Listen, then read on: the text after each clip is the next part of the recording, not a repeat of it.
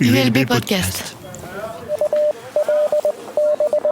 Les podcasts de l'Université libre de Bruxelles.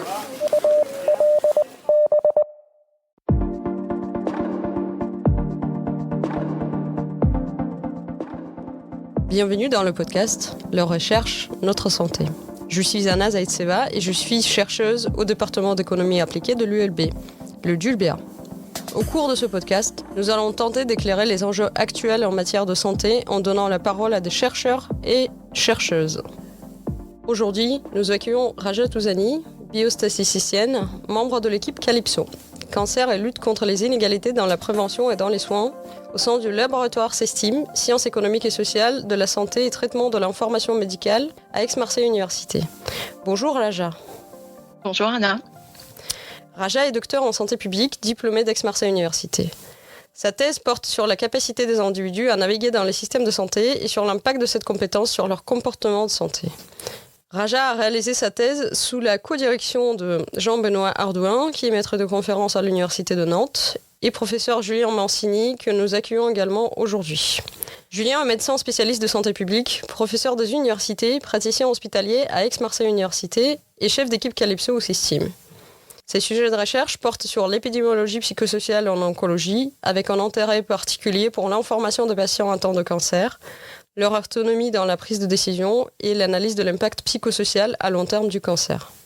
Julien est également responsable de l'équipe française du Health Literacy Survey, donc l'enquête sur la littératie en santé, qui est précisément le sujet de notre podcast d'aujourd'hui.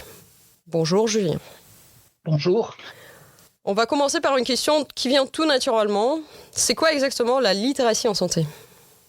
Eh bien, c'est vrai que c'est toujours important de bien définir ces éléments-là. Et c'est vrai que c'est un petit peu compliqué parce que ça vient finalement d'un anglicisme. On a traduit un peu de manière abrupte health literacy. Et c'est vrai que ça gêne un peu la communication sur un sujet qui est de plus en plus important et de plus en plus pris en compte. Mais donc la définition à laquelle on se réfère dans le groupe européen, c'est une définition un peu longue mais qui avait la volonté d'être complète, qui définit finalement la littératie en santé comme à la fois les connaissances, la motivation et les compétences des personnes, repérer, comprendre, évaluer et utiliser des informations sur la santé lors de la prise de décision, et cela à la fois dans des contextes de soins, mais aussi de prévention des maladies et de promotion de la santé pour maintenir ou améliorer la qualité de vie tout au long de la vie. Donc voilà, cette définition est un peu complexe, mais ce qui est important, c'est de bien comprendre les 4 blocs. C'est pas uniquement comprendre les informations, mais c'est bien y accéder, les comprendre, ensuite être capable d'évaluer si elles s'appliquent à soi-même pour enfin les appliquer. Et parfois, pour essayer de résumer ça, on dit c'est simplement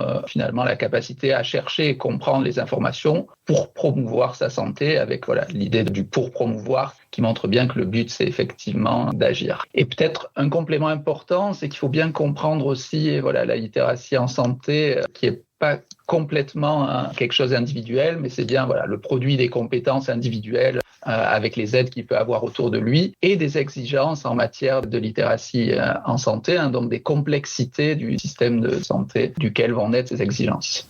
Comment la littératie en santé influence-t-elle notre capacité à prendre de bonnes décisions pour notre santé ?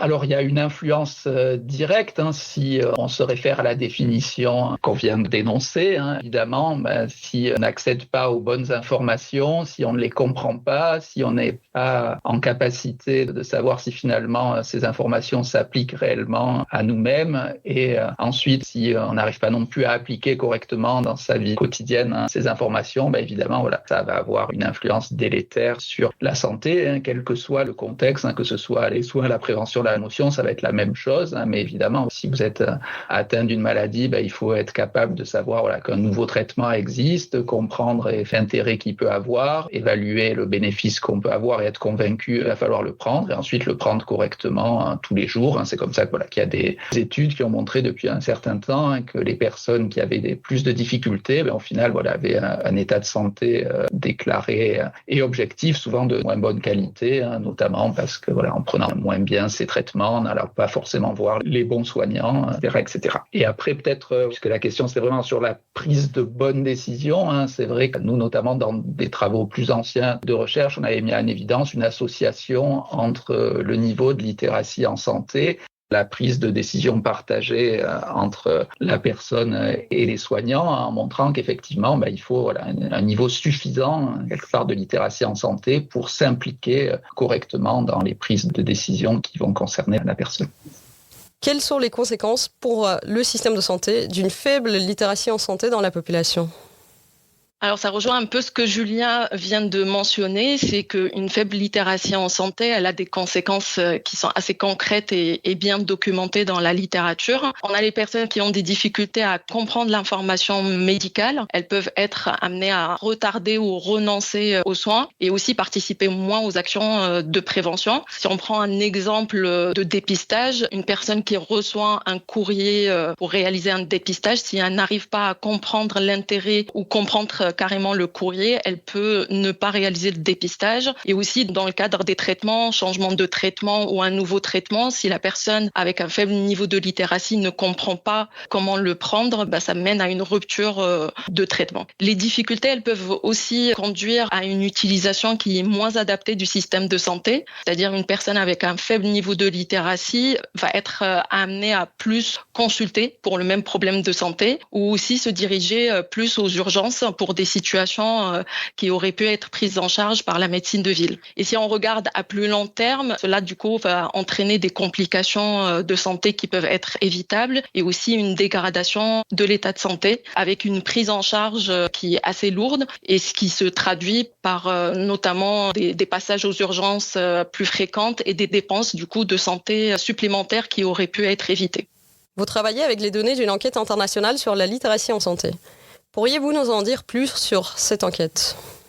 Alors, cette enquête internationale, donc c'est des projets d'un consortium qui s'appelle MPOL, qui vise à mesurer la littératie en santé au niveau des populations et la littératie en santé organisationnelle. Et donc, ils avaient lancé une première enquête il y a quelques années à laquelle la France n'avait pas participé. Et donc, c'était la deuxième version, la HLS 19, à laquelle la France a participé donc en 2020-2021 pour la France, parce que l'idée de cette enquête, c'est d'avoir un maximum de pays qui puissent participer, donc de laisser une certaine latitude à chacun des pays pour s'organiser en termes de collecte de données, que ce soit le mode de collecte, mais aussi le timing, ce qui fait que il va y avoir quelques mois, voire quelques années d'écart entre les collectes selon les pays, mais ça a permis, par exemple, pour HLS 19, que 17 pays de la zone OMS Europe puissent participer. Et actuellement, donc, on est en cours de collecte en France des données donc pour la nouvelle enquête, HLS 24. Ça a commencé en 2024 pour un ou deux pays et ça va s'étaler sur 2025-2026 la collecte. Et là, on espère avoir encore 2 pays, donc plus de 20 pays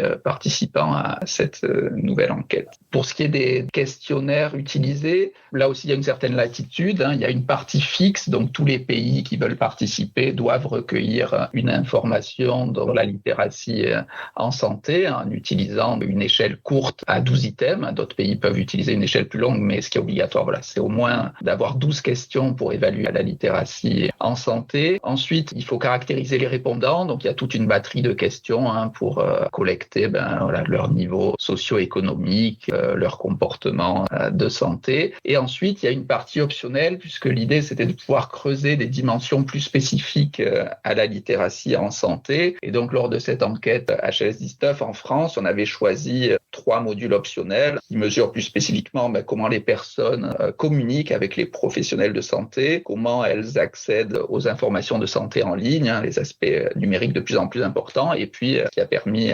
notamment à Raja de mener avec succès sa thèse, la capacité des personnes à naviguer dans le système de santé. Vous avez publié récemment un article coécrit avec Camélia Protopopescu, Alexandra Roquette, Cécile Allaire, Agnès Dumas et Jean-Benoît Ardouan dans Patient Education and Counseling, qui s'intéresse à la capacité des individus de naviguer dans le système de santé. Quels étaient les objectifs de votre recherche ? Alors, dans cet article, nous nous sommes intéressés à la dimension spécifique de littératie en santé, qui est la LS navigation, qui permet de mesurer la capacité des individus à naviguer dans le système de santé. Et donc, on voulait voir quels sont les facteurs qui peuvent influencer le niveau de navigation des personnes, en essayant de regarder l'effet que peut avoir le statut socio-économique, mais aussi l'état de santé sur la capacité à naviguer des personnes. Et donc, dans cette enquête, il y avait bien la mesure aussi aussi de la littératie en santé générale. Donc on ne pouvait pas s'arrêter juste à voir l'effet que peut avoir ces facteurs sur la capacité à naviguer sans prendre en compte le niveau de littératie en santé générale. L'objectif principal était de comprendre comment la capacité à naviguer se construit socialement en testant le rôle de littératie en santé générale comme un mécanisme intermédiaire. Et donc plus précisément, nous avons cherché à savoir dans quelle mesure la littératie en santé générale pouvait expliquer le lien entre le niveau socio-économique des individus et aussi leur état de santé sur leur capacité à naviguer. Et pourquoi on a pris en compte la littératie en santé générale? Parce que, comme Julien l'a exprimé, c'est que les deux mesures ont été construites dans le cadre de l'enquête HLS-19 en se basant sur le modèle conceptuel de Sorensen. Et du coup, on s'attendait forcément à une corrélation assez forte entre les deux mesures de littératie en santé et qui a été confirmée par la validation des deux échelles. Et il fallait absolument qu'on prenne en compte le niveau de littératie en santé générale des personnes. En résumé, l'objectif de cet article est de mieux comprendre les mécanismes à l'origine des inégalités de navigation pour permettre par la suite d'identifier des leviers d'action qui soient pertinents dans le cadre de la santé publique. Dans vos résultats descriptifs, un point m'a vraiment étonné. Les femmes ont un niveau de littératie navigationnelle plus bas que les hommes. Cela me paraît un peu contre-intuitif puisque ce sont souvent les femmes qui gèrent la santé du ménage. Je pense typiquement aux prises de rendez-vous médicaux et des choix de prestataires de soins. Comment peut-on expliquer ce résultat ? En effet, c'est un résultat qui peut nous paraître contre-intuitif parce que effectivement, les femmes, elles sont plus confrontées au système de santé et aussi impliquées dans la gestion, que ce soit de leur santé, mais aussi celle de leur famille. Mais le fait d'être confrontées ne permet pas un niveau élevé de navigation dans le système de santé. Autrement dit, les femmes, elles sont souvent confrontées à la prise de rendez-vous, aux dispositifs administratifs de la santé, et donc elles seront plus amènes à évaluer plus finement les difficultés qu'elles vont rencontrer dans leur navigation dans le système de santé. Ce qui n'est pas le cas pour les hommes. À l'inverse, ils interagissent moins souvent avec le système de santé et donc ils peuvent percevoir la navigation d'une manière assez simple dans le système de santé et ce qui n'est pas réel. Les femmes, elles vont mesurer vraiment la complexité qu'elles peuvent rencontrer en naviguant dans le système de santé et c'est un peu un résultat qui est similaire dans le cadre de l'état de santé parce qu'on a observé aussi que chez les personnes qui ont une maladie, qui souffrent de maladies chroniques, ils ont aussi un niveau de navigation moins faible que les personnes avec absence de maladie chronique. Du coup, c'est pas le fait d'être confronté qui permet d'avoir un niveau élevé de navigation, c'est au contraire le fait d'être confronté, on réalise plus la complexité du système de santé. Dans la suite de l'étude, vous avez choisi d'analyser les hommes et les femmes séparément.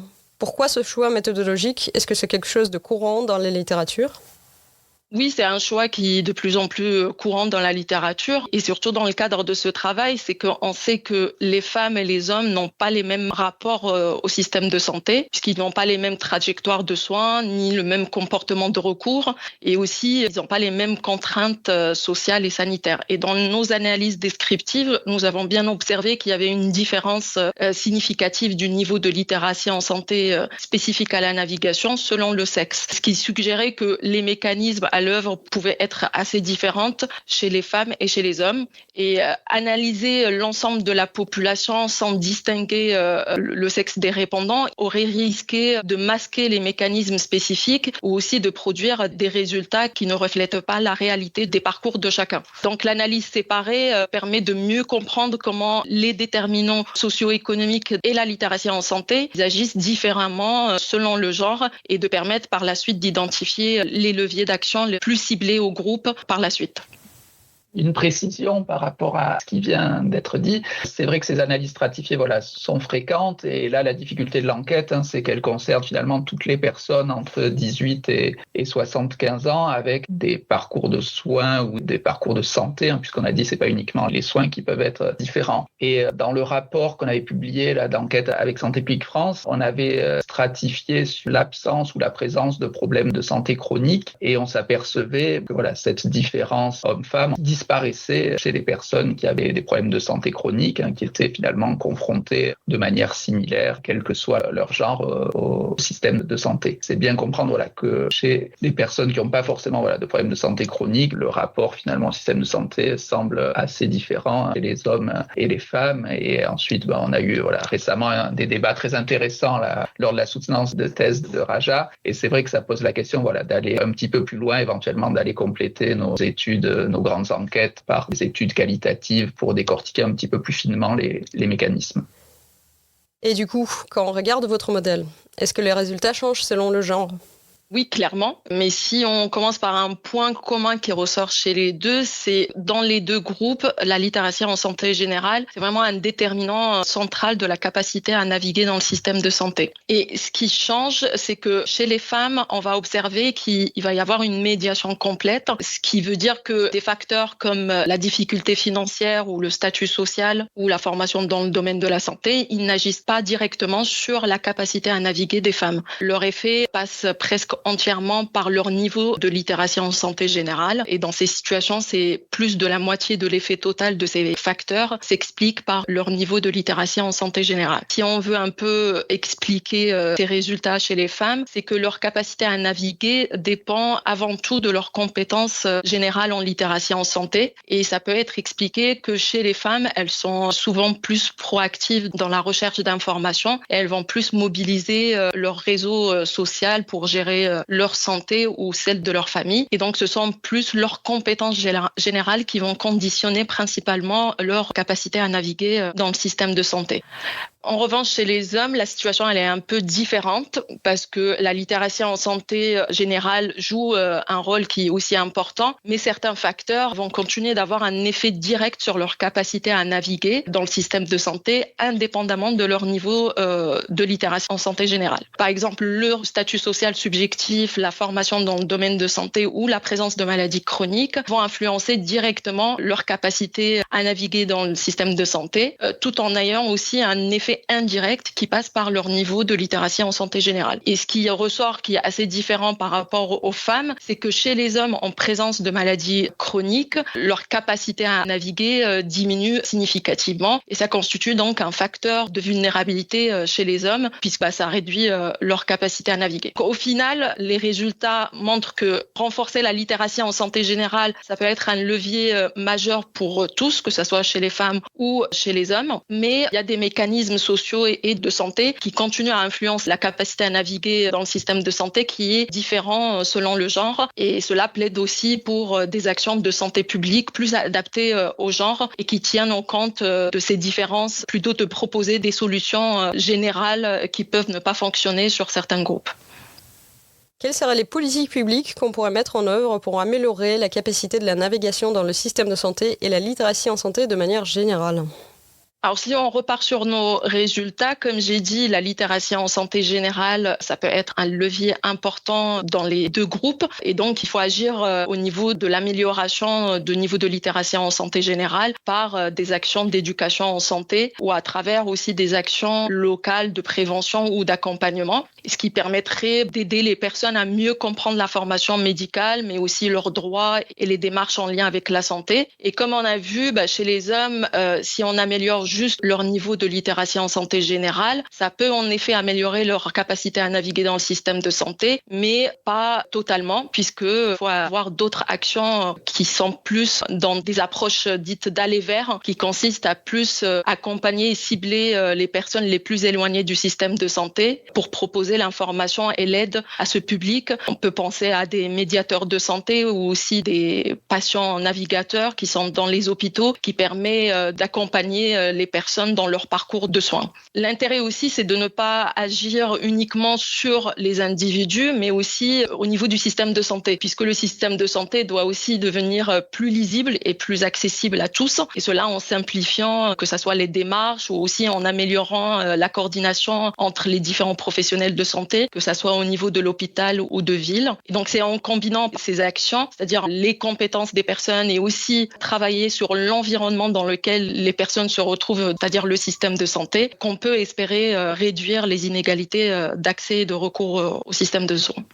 Dans le rapport de résultats de l'ensemble de l'enquête HLS-19 que vous avez réalisé avec Santé publique France, plus de la moitié de Français ont un niveau inadéquat et près de 20% ont un niveau problématique de la littératie numérique en santé. Je suppose que le constat est à peu près le même dans les autres pays participants.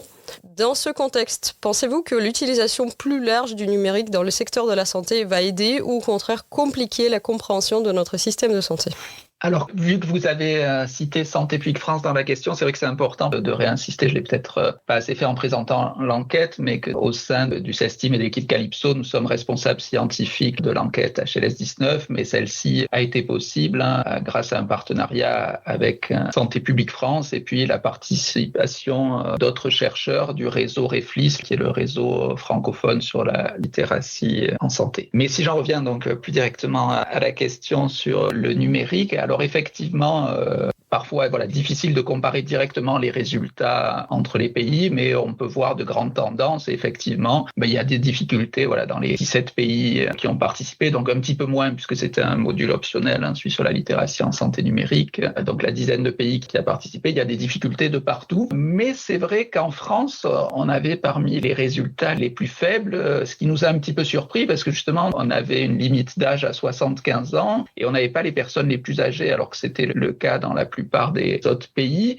Et en plus, le mode de collecte, pour nous, ça avait été une enquête online. Donc des personnes qui avaient quand même une certaine familiarité avec le numérique puisqu'elles avaient été capables de répondre à une longue enquête, 20-25 minutes, sur un ordinateur. Donc c'est vrai que c'est très préoccupant. Mais globalement, je reste assez convaincu que le numérique dans le secteur de la santé va pouvoir apporter une aide s'il est bien pensé. Et donc il faut le penser, mais un peu comme toutes les interventions en santé, d'emblée avec les utilisateurs, et il y a des travaux qui s'intéressent directement à l'ergonomie de tout ce qui va être proposé en termes de numérique en santé. C'est particulièrement important si on a conscience des difficultés que peuvent avoir les personnes. Un exemple parfois pour expliquer tout l'intérêt du numérique, c'est par exemple de recevoir un compte-rendu médical très compliqué en termes d'information, et si vous le proposez finalement à une intelligence artificielle en lui demandant de simplifier ce compte-rendu et de vous dire qu'est-ce que ça veut dire en pratique, ce qu'il faut faire, les intelligences artificielles sont très fortes sur ces aspects-là et arrivent tout à fait à synthétiser, à rendre intelligible un document compliqué et même à souligner les points importants et ce qu'il faut faire en termes d'action. Mais avant de pouvoir utiliser ce type d'intelligence artificielle, il faut déjà savoir que ça existe, savoir que ça peut être utilisé en posant ce type de questions, et c'est là où tout ce qui est fracture numérique risque de poser des problèmes à l'avenir. Si finalement les personnes qui ont le plus besoin de ces aides numériques sont celles qui les connaissent le moins bien ou les mobilisent le moins bien, ça va pas forcément être utile. Une autre piste particulièrement intéressante quand même avec le numérique, c'est justement dans ces notions d'information qui peuvent être compliquées, c'est la possibilité effectivement d'avoir plusieurs niveaux de lecture avec une information le plus importante qui est réellement mise en avant, avec la possibilité même d'avoir par exemple des informations au format audio pour des personnes qui auraient des difficultés de lecture, ou même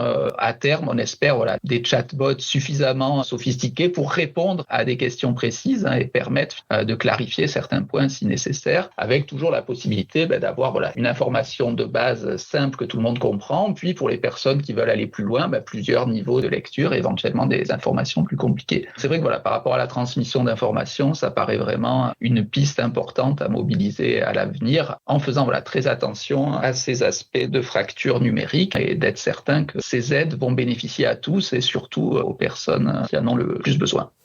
Pour terminer cet épisode, on voudrait vous poser une dernière question plus générale qu'on pose à toutes les personnes qui passent dans ce podcast. Quelle est la place de la recherche scientifique dans le débat public ? Elle a un rôle essentiel dans le débat public parce qu'elle permet d'apporter des éléments objectivés et qui sont fondés sur des données, là où des fois le débat va être dominé plus par des perceptions ou des expériences individuelles. Si on parle de la recherche dans le domaine de la santé, elle est particulièrement importante pour permettre d'éclairer les décisions collectives et montrer aussi ce qui fonctionne, pour qui et dans quelles conditions. Et puisqu'on parle de littératie en santé, je pense qu'elle peut jouer un rôle important seulement si elle est accessible et compréhensible par le grand public et aussi discutée par les décideurs. C'est vrai que pour nous, alors peut-être que selon le type de recherche, la place et le lien avec le débat public est moins évident. Pour nous, voilà, c'est évident. Je dirais même que ça fait partie de l'ADN du CESTIM, d'essayer d'éclairer notamment les politiques publiques et donc le débat public avec de plus en plus de travaux de recherche qui sont co-construits avec les personnes concernées, patients ou pas, mais aussi avec les décideurs en santé pour faire qu'effectivement les résultats des enquêtes ou autres types de recherche qu'on mène puissent réellement avoir un impact et pas uniquement intéresser la communauté de chercheurs. Et pour ça, c'est vrai que l'enquête Health Literacy Survey du consortium MPOL, c'est aussi un bon modèle d'enquête qui vise finalement à faire changer les choses, puisqu'on ne peut pas participer uniquement à cette enquête en tant que chercheur. Il faut qu'il y ait un binôme entre un chercheur ou une équipe de recherche. C'est jamais des chercheurs qui travaillent tout seuls, évidemment, mais donc entre une équipe de recherche et puis des décideurs. Et donc, c'est comme ça qu'on a créé finalement ce binôme, même si on avait déjà plein de travaux avec eux, mais on a créé ce binôme avec Santé publique France pour qu'il y ait à la fois un responsable scientifique, mais aussi un responsable au sens politique qui ensuite c'est de promouvoir des actions. Et donc selon les pays, c'est des agences de santé publique, directement les ministères, mais en tout cas il y a vraiment cette volonté de dire c'est pas juste pour dire les personnes ont des difficultés, mais c'est de pointer où se situent les difficultés les plus importantes et de réfléchir pour essayer effectivement d'améliorer la situation. Merci beaucoup Raja et Julien d'avoir participé à notre épisode d'aujourd'hui. Si le sujet de la santé publique en Belgique vous intéresse, vous pouvez vous abonner à notre podcast. Et pour en savoir plus sur les recherches menées par le Dulbia, n'hésitez pas à consulter notre site et à nous suivre sur nos réseaux. Merci d'avoir écouté cet épisode de Le Recherche Notre Santé, réalisé par Anna Zaitseva, avec Mariana Bargado au montage. Et merci à tous ceux d'entre vous qui sont restés jusqu'à la fin.